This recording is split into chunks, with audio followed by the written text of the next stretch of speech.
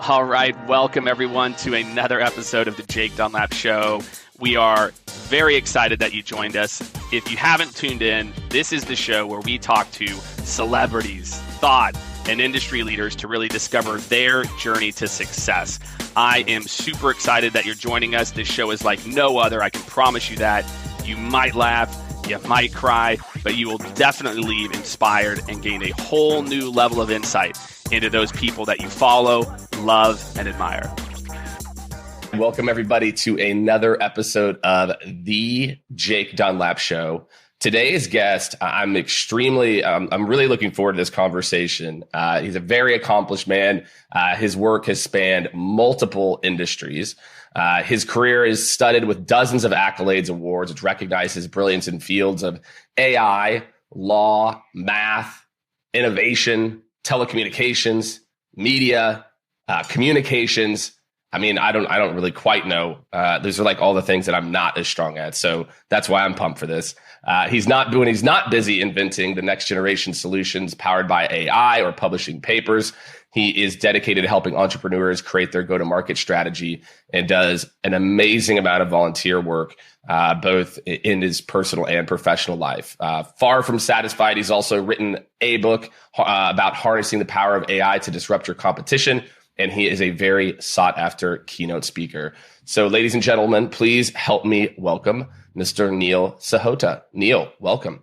Hey, thanks, Jake. It's awesome to be here. I will tell you, though, after that intro, I feel exhausted.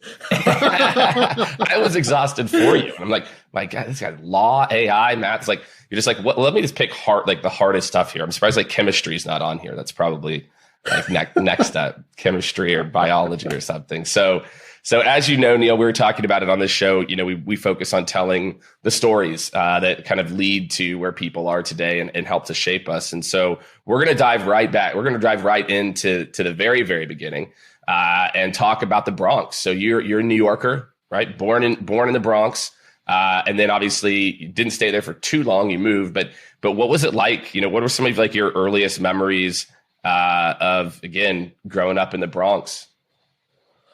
It was a lot about like neighborhood and community. I mean, I grew up just a few blocks away from Yankee Stadium, so huge baseball fan. But you know, people, we call it high density now in the suburbs. But like, live in an apartment building, and it's like you kind of knew everybody, you knew everybody in the building, you know all your neighbors, and I still remember like playing stickball with the other kids in the streets. So community is probably like the best way to kind of describe it, where everyone knows everybody. And then, we made the move to SoCal, and man, it was a total like 180 for me. I can imagine. Yeah, you moved to Pasadena too. If I was like pick two very opposite cultures, vibes, I think that would probably be about as good as I could do to pick two opposites. And plus, I mean, and it's interesting if you know, Pasadena now, I think it's probably completely different than even whenever you moved there. And so you move at the age of 7. Your dad got a job. Is that what was a catalyst? Yeah, it was a catalyst. We moved out here, and I was just blown away. Like the first thing I noticed was like open spaces, right? Because you never saw that in the city. And it's like, even like when we moved to the apartment complex in Pasadena, it's like there's this huge like central quad area, a big field, and it's like, whoa, what is this, a park? I love it. So, okay. So you grow up, you move there. You're there basically through high school. So what are some early memories that you have, or like, what are some of the early, when you think about high school, what kind of student were you? What sports were you into, if any, or extracurriculars? What was Neil like in those, formative years? I went to an all boys Catholic school. So, I went to Irvine, and so again, it was a bit different. So, obviously, you had to take religion as a mandatory elective for 4 years. I always was big in sports. I was playing like baseball, soccer, basketball, football, lacrosse, all the 9 yards. But much like moving from New York to California, I also got exposed to more different types of people. And that's one of the big things I actually remember, is that I saw people from all kinds of different backgrounds, because especially when you're a kid, you kind of know the neighborhood. And here now, going to a Catholic school, you had a lot of people that some people were like driving like half an hour just to go to the school. And so you saw people from like very affluent families to people that were from very underserved communities. But like everyone was really there because one, the Catholic Church subsidized the cost of the school, but two, that people were looking for a good education and upward mobility. And I think that exposure and some of my earlier experiences with the coast to coast culture shock, I think really opened my eyes and kind of shaped me to realize, there's a lot of diversity. There's a lot of different culture out there. Yeah. Yeah. Did you work at all in high school early on? What was your first job? My first job was actually a file clerk in an office. So I was literally the paper pusher. Actual paper pusher. All right. How old were you when you got that job? I actually got my first job when I was only 11. 11. At 11, you were working in an office. Working in an office. It was one of a few things where, they would let a kid my age work and say, you couldn't really mess things up too bad. Because you're just transporting papers. Transporting papers. I will admit, I did make quite a few mistakes my first couple of weeks, but I learned fast that I had some very understanding coworkers. That's crazy. So how did you get a job at 11 or what was the catalyst, right? Because at 11, I don't think very many people are thinking about that. I actually wanted to buy a radio, and one of those like little small portable radios. And it wasn't like a boom box. It wasn't like not a boom box. Okay. I wasn't that ambitious yet. But I wanted to buy a little radio, and my mom was just like, well, hey, you'll never save enough money like mowing lawns and stuff. But she's like, I'll sign the paperwork if you want to find a job. And so looked around, and file clerk was something I was able to do. And so she signed the paperwork, and that was my first job. And it was Did you get the radio? Experience. I will tell you though, Jake, that despite working that summer, I didn't buy the radio. I realized how hard how much energy it takes to actually work and taxes. I didn't buy that radio until I was 21. Oh, but you did buy the radio though at some Eventually, point. Yeah. Yeah, you had to go back. And so did you work throughout high school as well too? Yeah, I did kind of odd job. I shouldn't say odd jobs, but stuff around the neighborhood, worked in the summers as a file clerk, that kind of stuff. Just because, knowing how hard it was to make $1, I just want to get a jump start on some things. Like I was thinking, one day I want to buy a house, one day I want to buy a car, and, just save a lot of that money so I can do that when I need it. Did that come from your parents or that mindset? It definitely came. My parents were very much about sacrifice today for a better tomorrow. And they're like, you don't need fancy things, and actually you shouldn't really focus on buying things, but buy experiences. And so, I didn't fully understand the math back then about compounded savings, stuff like that. But that sense of kind of self-sacrifice was really instilled at me at a young age. Yeah, but we can get into that too, and maybe how that kind of plays into today.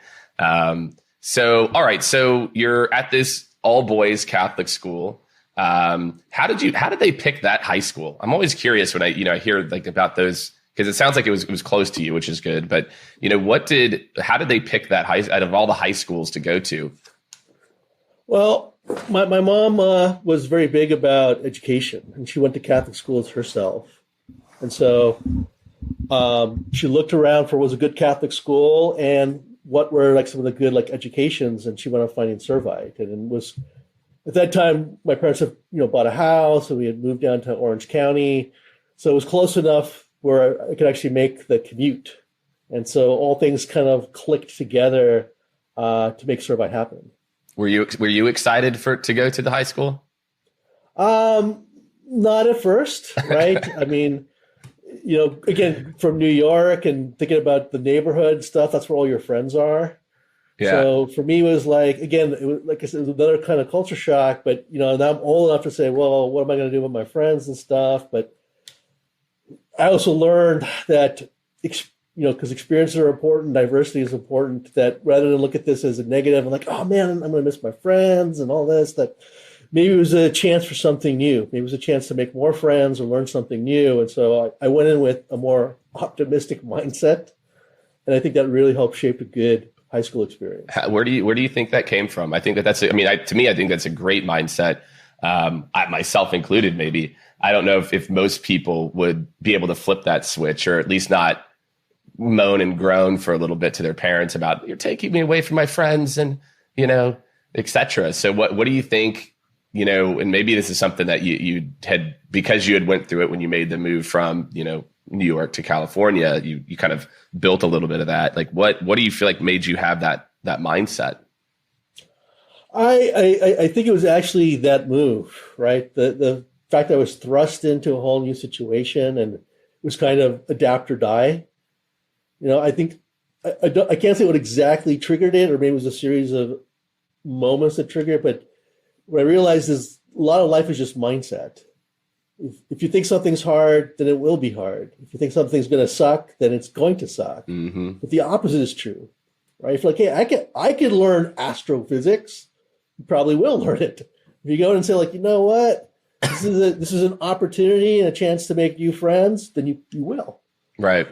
Yeah. Well, it's a great mindset, I think, for a lot of people where, it's almost, we protect ourselves from what we perceive to potentially be a negative outcome by almost predicting it, instead of going in optimistic and not taking things as a disappointment if it's not exactly what it was, or it just, to your point, it's just something different. Maybe it's not what you had hoped for, but it's what you needed, or what what the universe needed for you. So you graduate and then you go to UC Irvine. So not too far from home then. What made you pick UC Irvine? At the time, they offered me the best deal. So, financial aid, scholarships, the whole 9 yards. So that's really the reason I picked it over other schools. So scholarship, and it's pretty close to where your family was though too, right? It was. That was not a primary motivator. I, most kids at that time, probably wanted to get as far away from the parents as possible. But I was trying to think that, when I started college, I was actually only 17, and my parents are like, you got to learn to be on your own, and you got to kind of find your own way, fund your own way. And so thinking about some of these things, and one of the things that again, I was thinking do I really want to rack up tens of thousands of dollars of debt when I graduate, or so that just became kind of the primary motivator or the factor on why I chose UCI. Don't get me wrong, I had a fantastic education. But that was a big reason why I picked it. Yeah. And okay, I want to make sure that I have this right because I want to talk about your time in college, and I really want to know what the Flying Samaritans are as well too. But okay, so let me ask, are these degrees right? Political science, mm-hmm. mathematics, yep, and information and computer sciences. Yep. All 3 degrees. Yep. Okay. All right. So let's talk about this. All right. Why, what is going through your head? Whenever you're, thinking about this, because, mathematics, information, computer science, there's, not really, there's some overlap, and political science. I don't know where that fits in, but just maybe talk to me a little bit about your journey and how you decided to go and, get degrees in all of these fields that are, quasi related, but not necessarily, a ton of overlaps. I'm sure there's a lot of hard work that went into it. No, Jake, honestly, it was all an accident. No joke. A lot of times it is. A lot of times great things in life. I love playing sports. I used to play tons of sports when I was a kid, and my mom was always, you got to be more well-rounded. And when I think it was 8 or 9, she was really after me to play an instrument, a musical instrument, which I really didn't want to do. And she's like, you have to pick something. And we're walking through a little strip mall type of thing. And she was really on my case, right? And we walked by this little computer center. And so I told my mom, I want to learn computers. She's like, what? She's like, are you serious? I'm like, yes, I want to learn computers. So she marched me right in because they teach classes there and signed me up. So I was literally in the class with a bunch of people in their 20s. And here I am a little kid learning how to program with them, but I actually really enjoyed it. And so it's something I kept up. And so when I went to college, it was something I really wanted to, get more exposure to. And that's where computer science came from. And you actually have to take quite a few math classes. And one thing I learned was that math is actually a great way to help you learn how to think, which is not something we do a great job teaching. So it became kind of a natural synergy. Now, I've always been into politics, and to be quite frank, there's a lot more girls in the social sciences than in the hard sciences. So I actually started taking some political science classes with the idea I would just get a minor, and you have to apply to graduate a year before you do. And so when I'm going through all the paperwork with my counselor, and she's looking like, you've taken a lot of political science classes. Let me check something. And she comes back. She's like, if you were to take 2 more classes, you would actually get the full bachelor's degree. Sold. You must have taken a lot of political science classes. I did. I really enjoyed it. And no offense to all the computer scientists and mathematicians out there, I found that political science was actually the most useful degree in my career. Interesting. All right. Well, let's talk about that. But I want to go back to a statement you made about mathematics and thinking. What was it? And maybe even we'll go back after this and talk maybe a little bit more about the early computer days. What is it about mathematics in particular that you feel is so, I guess, important or helpful in terms of just, problem solving or thinking through solutions? I think it's the logic behind it. And, I always call math the language of the universe, because anything anywhere in the universe can be deconstructed by mathematics. So the irony here is, if you want to learn about the nature of anything, it boils down to some sort of mathematical understanding. And so the ability to kind of translate that across was quite a thought exercise. It's kind of like philosophy, except with real science behind it, a real language behind it. Interesting.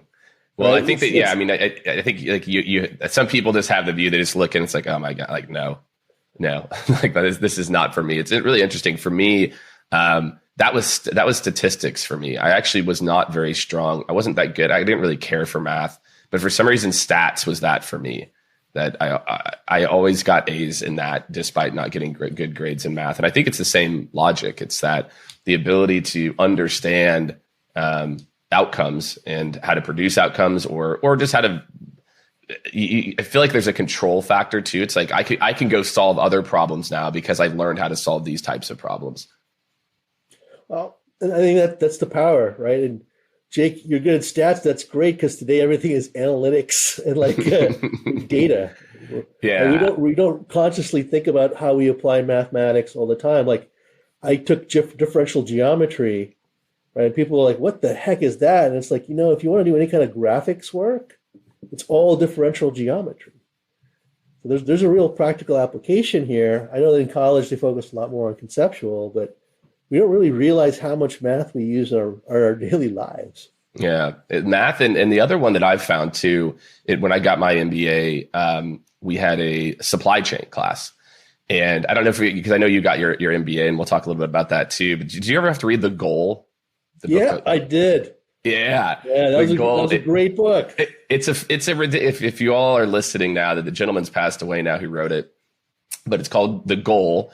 And it's a fictional book about supply chain and like logistics, which sounds riveting, but it actually is that book and that thinking, to me, is very similar to kind of how you describe mathematics, where if you realize that most problems are usually just a constraint, right? That somewhere in the system, there's a constraint. And by identifying the constraint, there can only be one constraint, by the way, one main constraint.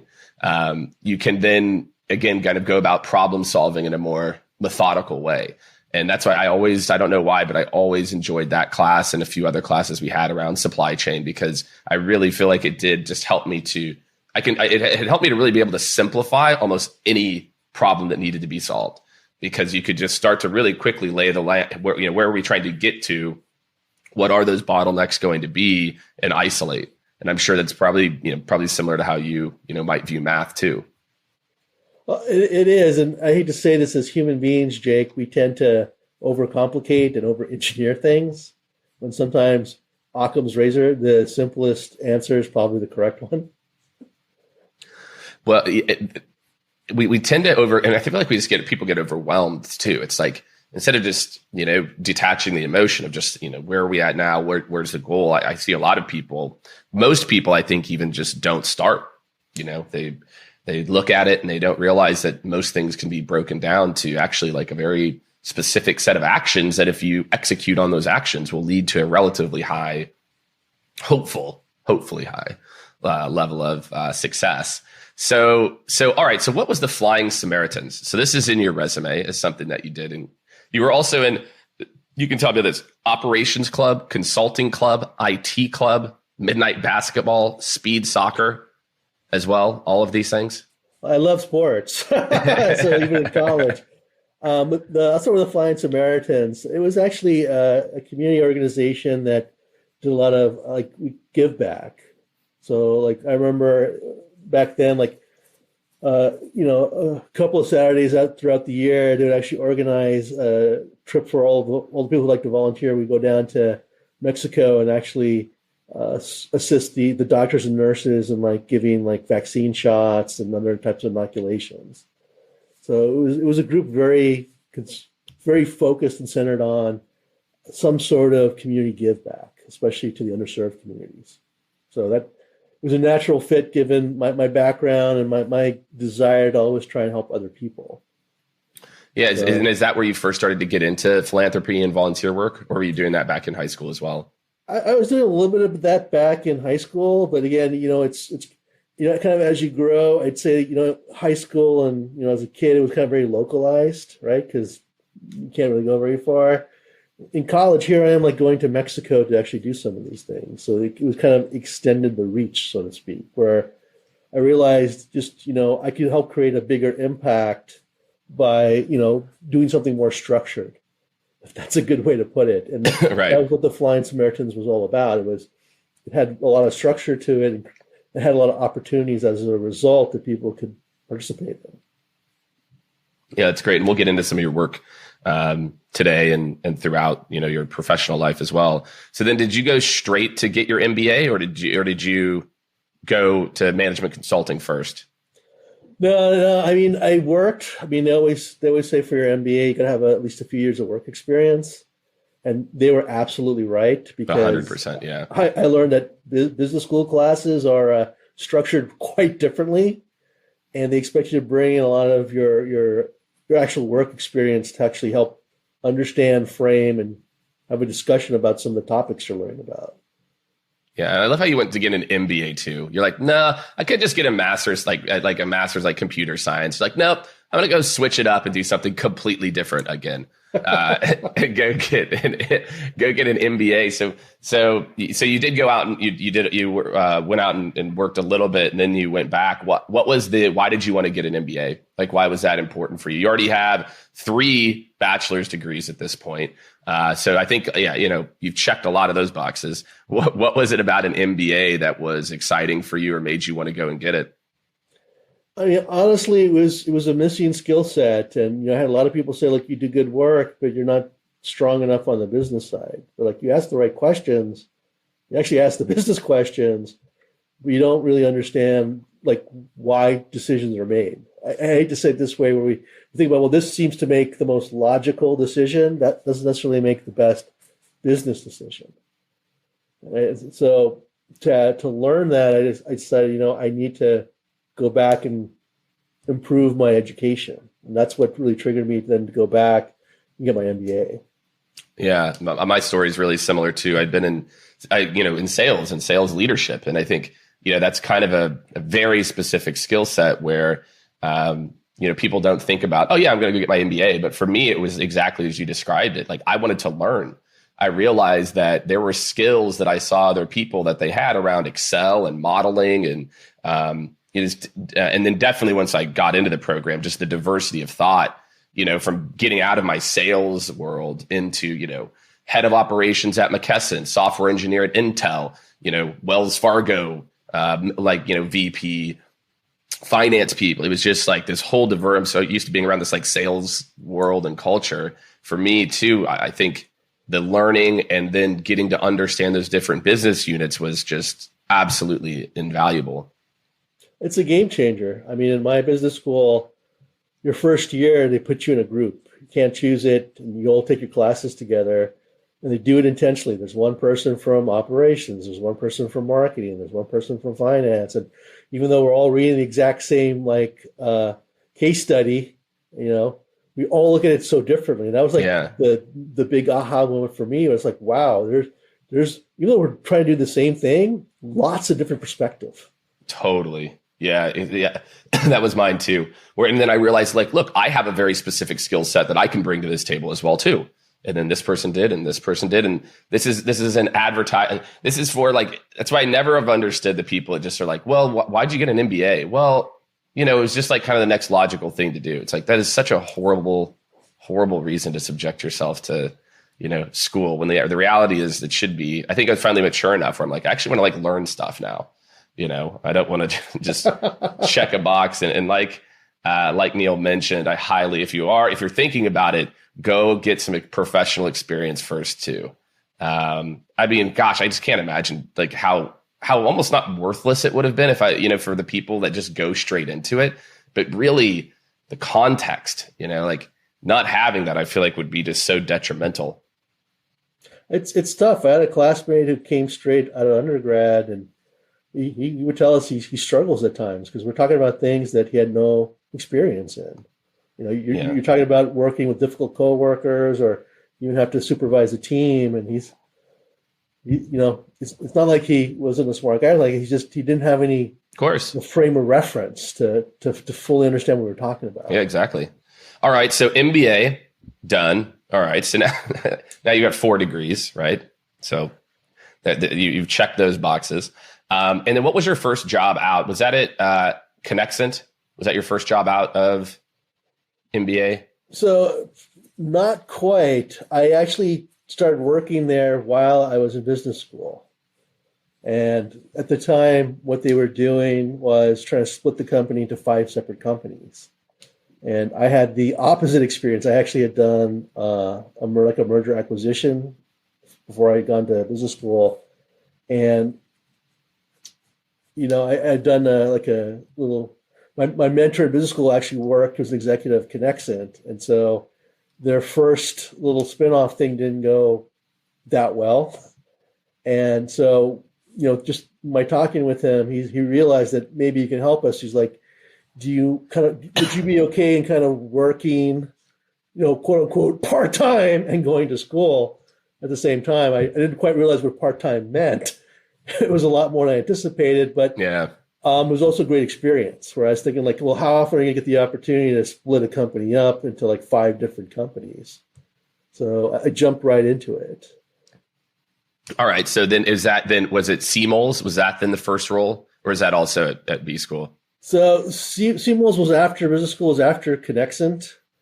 So, at this point we're smack dab in the .com bust, and, the economy is the latest. And so after I had done all the spinoffs and, for the most part, it went well.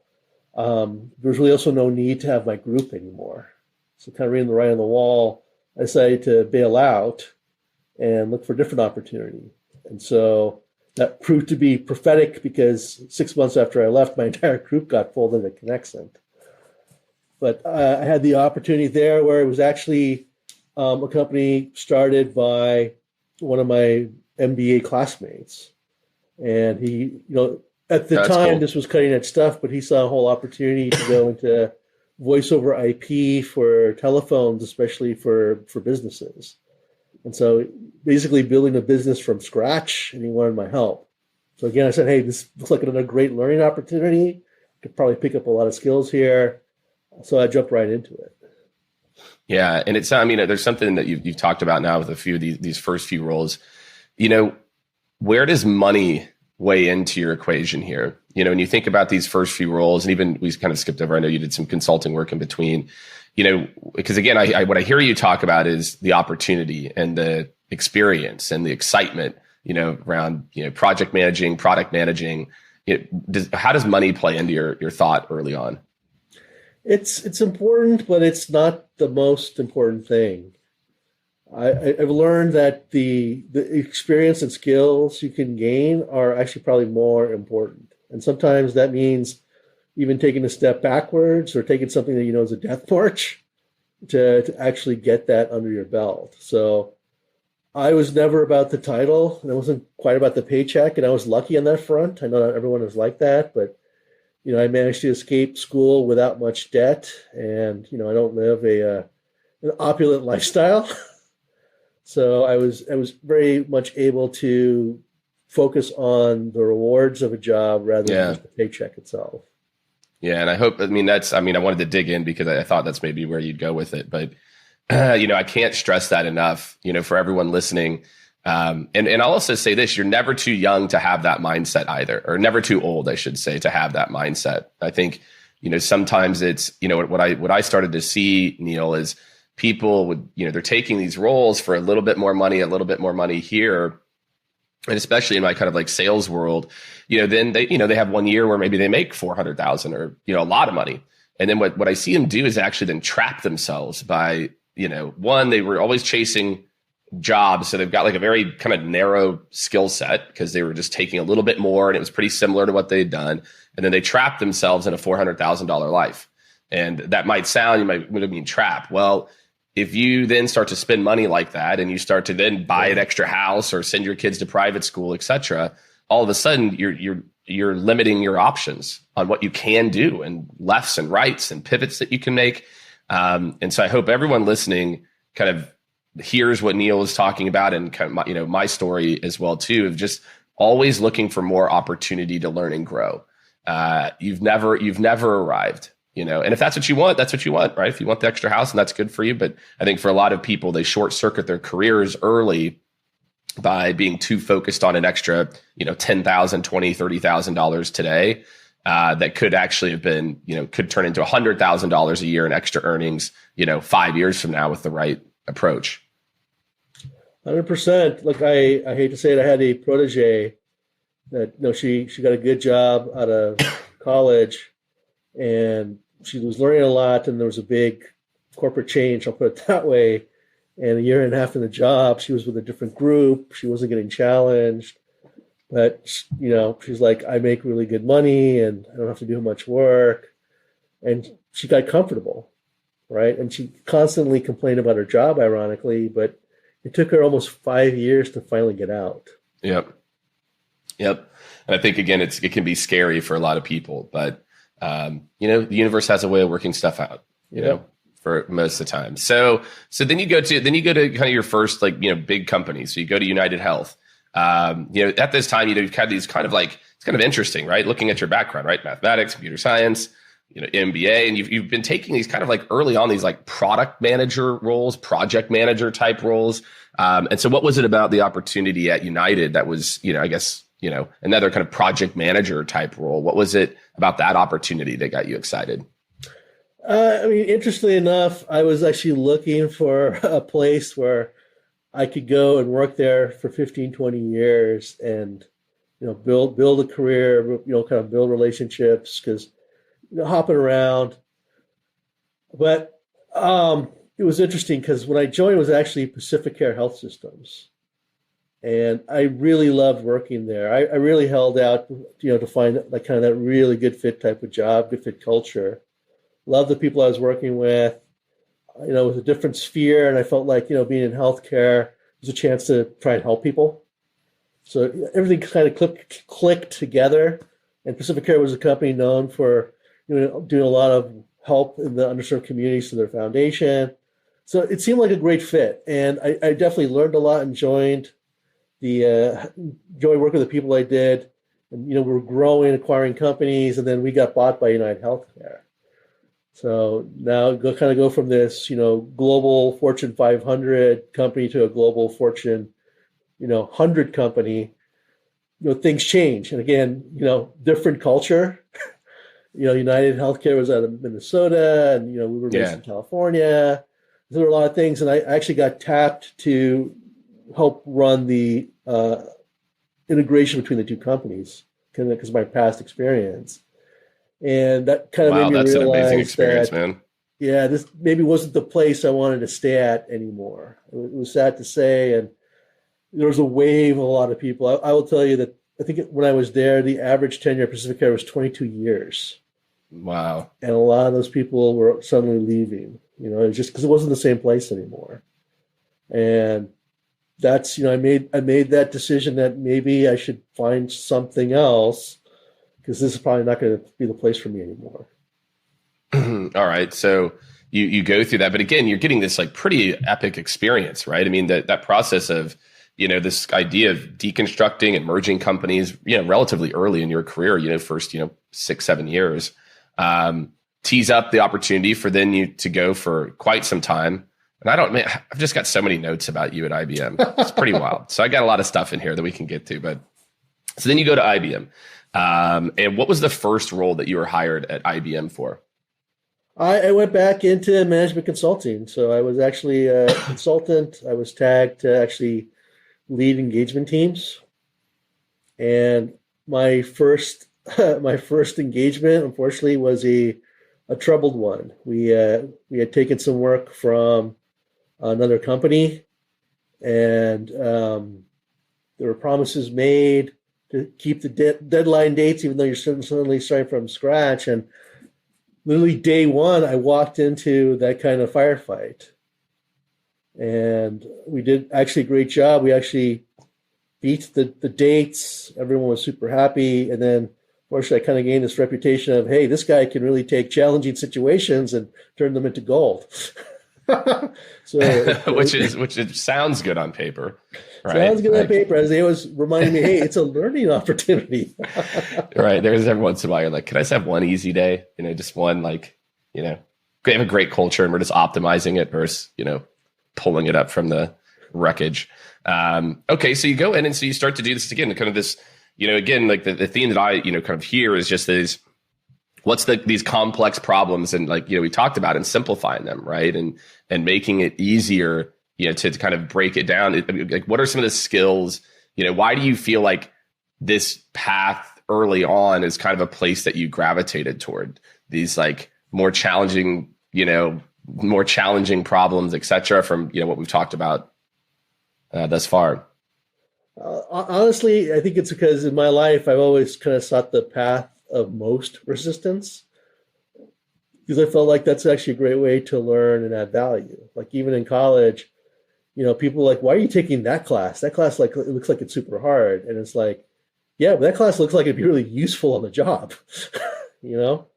And so because of that, I think I've always sought those kind of opportunities. And as a result, and I think my experiences when I was young, especially the coast to coast move, I could kind of see things differently, right? I wasn't content with the status quo. It's like, I'm not saying things are bad, but you can always improve things. And so I was always kind of looking for that value add change.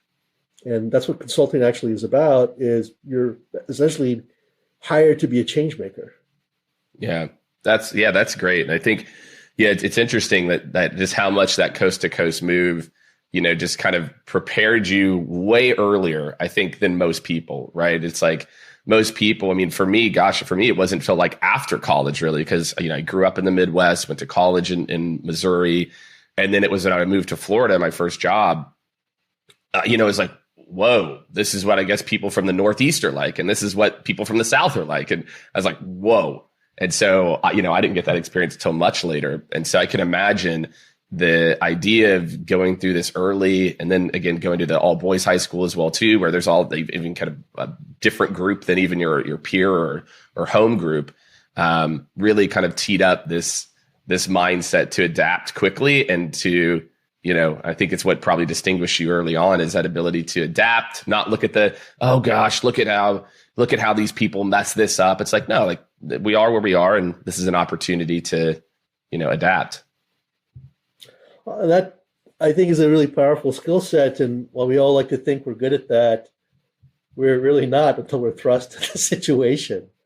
I spent a year living in China and, I had a fantastic time. I learned a lot, but a lot of other people that were there from different countries, their first reaction was like, oh, they do this differently, or they don't do it this way. And it's Yeah. like that doesn't actually matter, right? We're here to learn about the people, the culture, live and work as a local. If you keep looking for differences, you're not going to have a good experience. And that's what, unfortunately, a lot of people, they didn't have a good experience. Yeah. That's such a great call out. Again, and I'm sure you see this in your professional setting. I know I do, right? Of, oh, like this person's so-and-so is they're difficult, or even that mindset. I feel like for a lot of people, again, you're self-fulfilling to some extent. Yep. And so, people are probably for a reason, and most people are actually pretty good humans, most people. And so if you kind of take that lens, then I think you stop to see the glass, half empty all the time, which can be, harder said than done at times. So, all right. So this is right about, so you start there, you've got this first big project, and then we have kind of the financial, meltdown, 2007, 2008, 2009. What were you doing at IBM then? Still in the consulting group as well? Or what point did you, kind of shift roles? It was around then I was actually kind of splitting my time between consulting and actually IBM R&D. So I was still working with big global Fortune 500 companies, and there's always opportunity, especially in a crisis, right? It was around then I actually helped Disney with the Marvel acquisition and all that. But wait, you can't just like skip over that. Right. This story. That's nothing, Jake. No, that was no, because this story is really interesting ones. And I don't think a lot of people know the story of Marvel. And Marvel before this, right? And this is, I've heard this story a few times now. From what I know, Marvel was bankrupt, basically, right? I mean, Marvel was had, the Avengers, none of this had happened, right? Prior. Or they were in the process maybe of kind of like coming through it. No, they had filed for bankruptcy. They were talking about how they're going to kind of, split their assets into kind of good and bad and get a fresh start. And, the Disney acquisition was a kind of an opportunity, especially because Warner Brothers had bought DC Comics a couple of years before. And, one of the big reasons Disney actually did the acquisition was, until that point, they were strong in all kind of the demographics except men about 13 to 39. So all these things they had tried hadn't been successful. And this was actually an opportunity to have a lot of content right in that core area to actually build up that audience. So this wasn't about, well, we're going to buy a comic book company and we'll get comic books, we'll get characters we could put at Disneyland, which they can't actually do for a couple of more years, at least some of the characters. This was really an opportunity for content. And what really helped seal the deal was right around that time, Marvel, part of the reason they were bankrupt, decided to kind of bankroll these films. The first one was Iron Man. Mm-hmm. And that turned into such a colossal hit, more so than anyone thought, with this, B character, that I think that was kind of the eye opener on the power and the value of the content. Yeah, I don't think a lot of people know that the history there. It's pretty amazing. Marvel, if you kind of look through it, they reinventing themselves from a comic book company to a movie, to an entertainment company. And I think it's a really interesting story for anyone who wants to. Maybe we'll put a link to some of the details in the show notes. So it's about this time you start to get into call it product or inventions, and starting to, I guess, like apply that part, right? I understand you have 18 patents. Is that right? Does that sound right? I don't know the count. It might be a little bit more today, but that's probably the ballpark. Yeah. Yeah, one of them. So you start to get into this. So how does that happen, right? So obviously, you're leading successful consulting engagements, but you're kind of getting pulled into this other world. Like, what was that like for you? Was that very purposeful for you? Of like, man, I really want to go scratch that kind of math, computer science, side of this as well too? Or what kind of started to pull you into, becoming, a master inventor and, winning all of these awards and starting to go down kind of the patent route? Total accident. It was another accident, but also being open to opportunities. I mean, 2005, 2006, business intelligence was really starting to pick up. And, working with a lot of these big companies, I would hear guys like Michael Eisner and, Howard Schultz say like, hey, it's amazing what computers are telling us. And the truth is that back then they weren't telling us anything. We had these great software tools to collect a lot of data and store it. And, you could apply some formulas and slice and dice and make these nice looking reports. But it got me thinking like, well, could a computer look at data and draw insights from it, kind of like we do? And so I started messing around with that.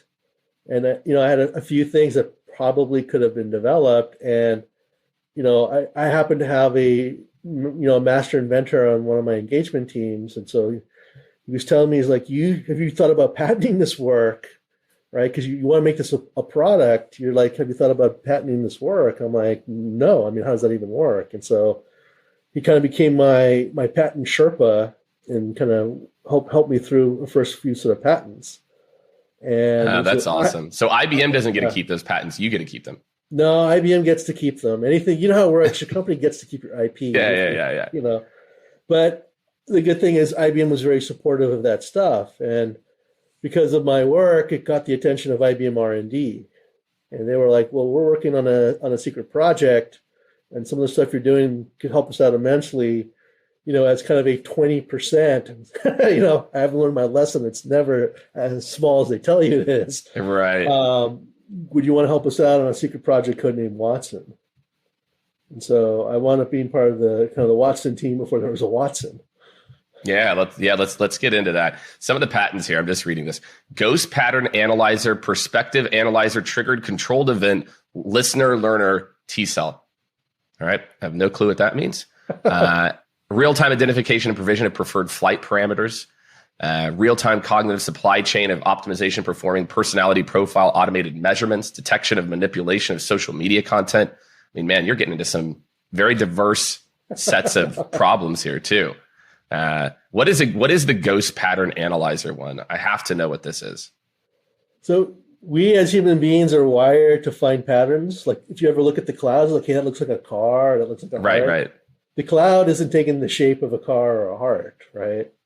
So we're unfortunately as human beings trained to find patterns even when no patterns exist.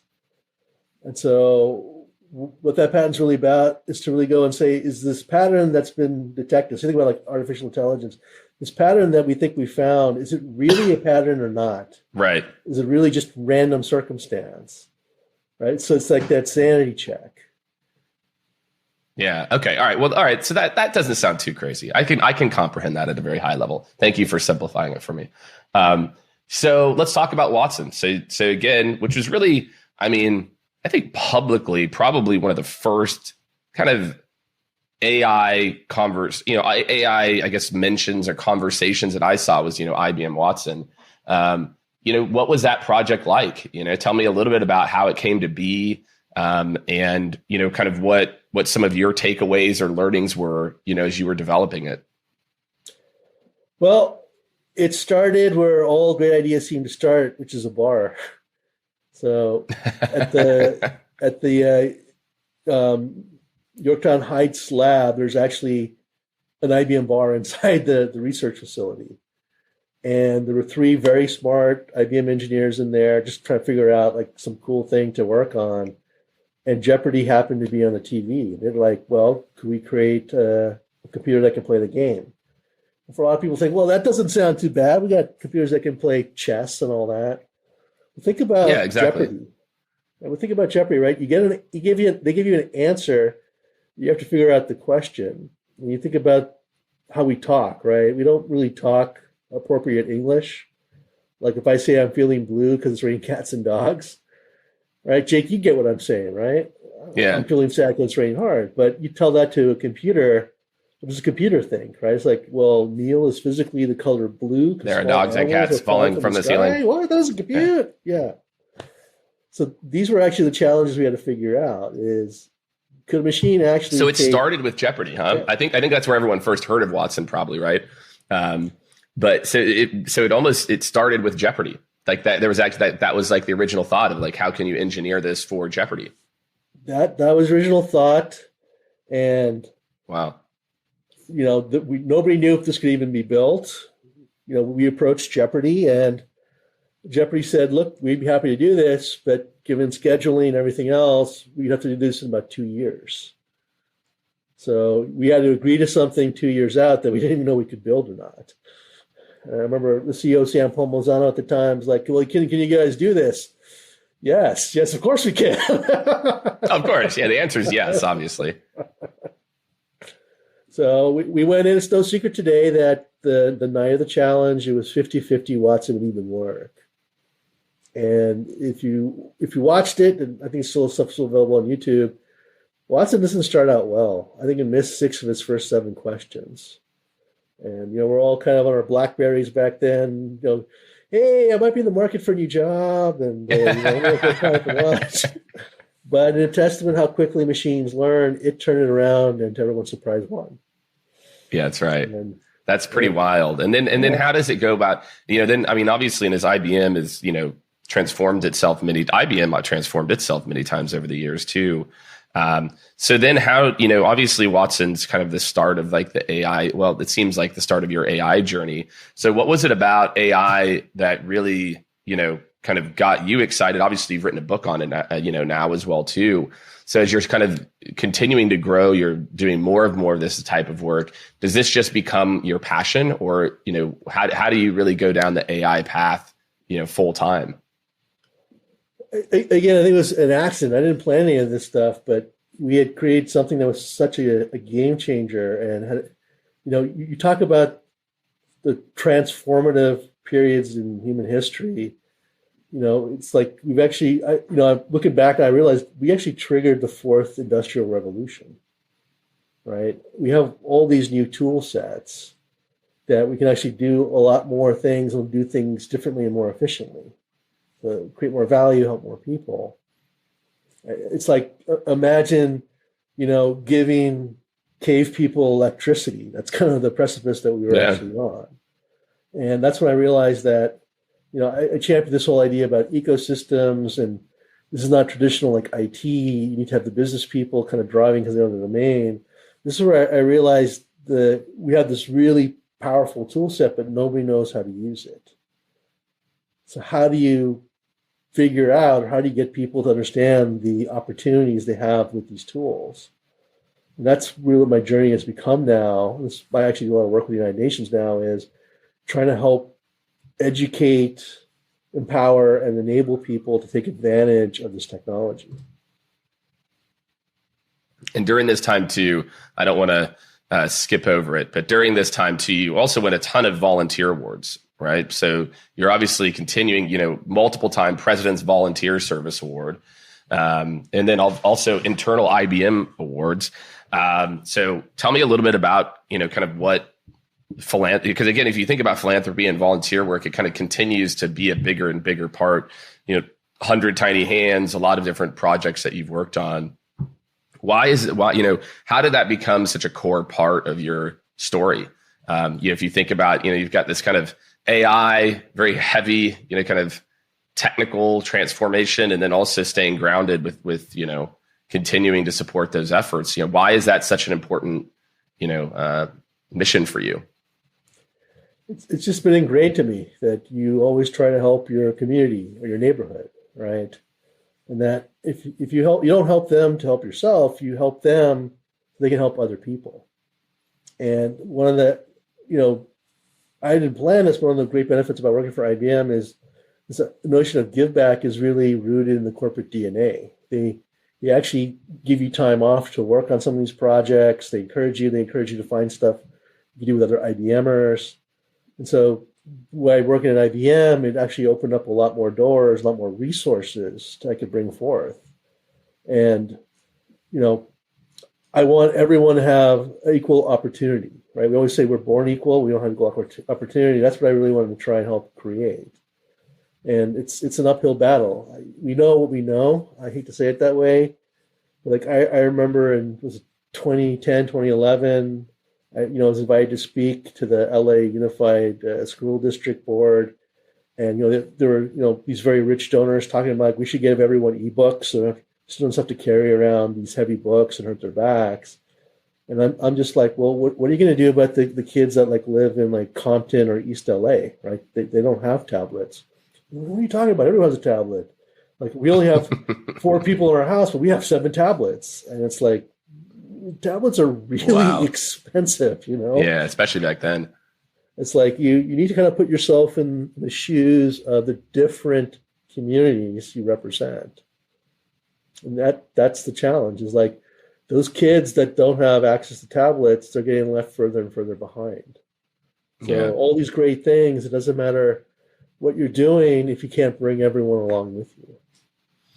That's awesome, man. Well, look, we'll put some links in the show notes too to promote some of these groups that you support as well too. I think it's a great cause, and it's great to see you so active and trying to help so many.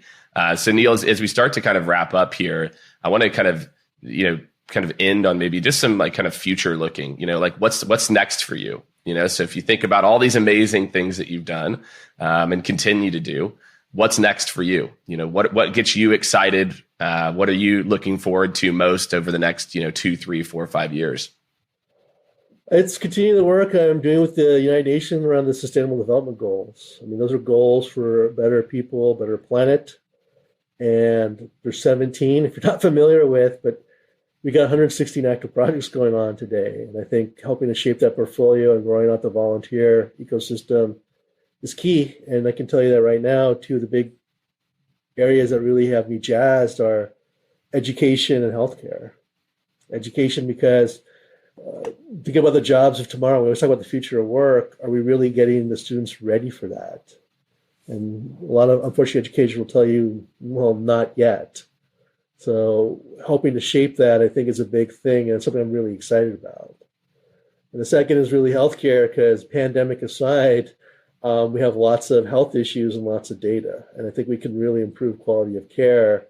And I can tell you, I'm really proud that here in Southern California, you have a group of very important, influential people that are giving up their time and some of their resources to kind of build a health AI supercluster out here.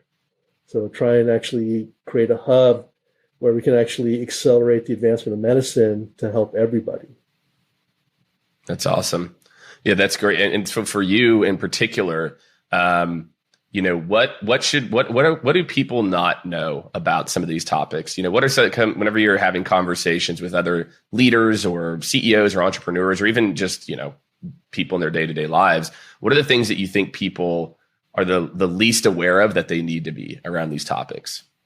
I think the biggest thing is, I think we're at a point where everyone wonders what I can do with like AI and what can I do to make a difference.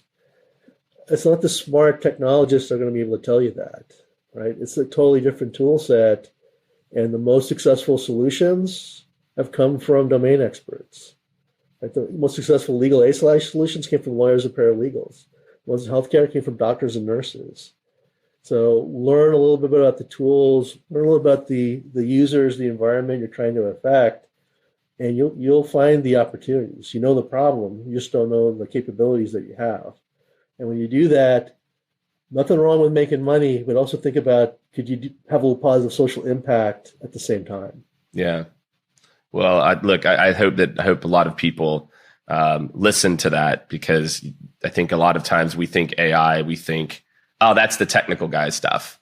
And the reality is, as you heard here, it's not. I mean, there's obviously a heavy component of that, but it's also about, finding new ways to solve problems that used to be manual or very human led. So this is great, Neil. Look, I really enjoyed it, man. I think hopefully people got a chance to kind of hear your story and, are inspired by the work that you've done and the work that you're continuing to do. I know I am. So Neil, I want to say a big thank you. Really appreciate you joining me today. Hey, my pleasure, Jake. Thanks for the opportunity. It was awesome having this conversation with you. All right. Thanks, everyone. We will see you next week on the Jake Dunlap Show. All right. Thank you so much, everyone, for tuning in to another extremely fun and interesting episode. I thought it was fun and interesting, so I hope you did too, of the Jake Dunlap Show. Really great, just breaking down everything that makes people who they are, the success, the trials and errors, and I hope that you enjoyed it as much as I did.